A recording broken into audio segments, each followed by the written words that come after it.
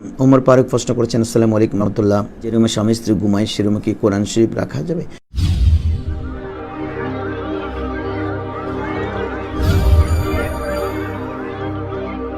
হ্যাঁ, সে রুমে কোরআন শরীফ রাখলে আলমিরার ভিতর রাখতে হবে, ওপেন নয়।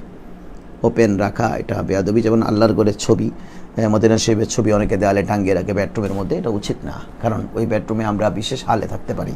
সেক্ষেত্রে কোরআন শরীফ রাখলে কোরআন শরীফ আলমিরার মধ্যে দরজাবদ্ধ অবস্থায় আপনি আলমিরার থাকের মধ্যে অত্যন্ত আদবের সাথে রাখবেন, তাতে কোনো অসুবিধা নেই। কিন্তু ওপেন কোরআন শরীফ ওই রুমের মধ্যে রাখা যাবে না। তবে আমাদের দেশে যারা একটি রুম ভাড়া নিয়ে থাকে, যেমন অনেক গরিব মানুষ বস্তিবাসী, ওরা কিন্তু এক রুমেই থাকে, তো ওরা কি কোরআন পড়বে না? হ্যাঁ, কোরআন পড়বে।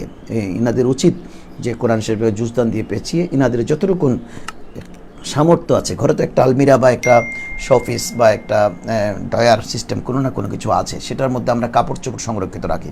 কাপড় চোপড় সংরক্ষিত বাইরে রাখলেও কোনো অসুবিধা নেই, কিন্তু কোরআন শরীফটাকে আমরা তাজিমের সাথে ভিতরে রাখবো।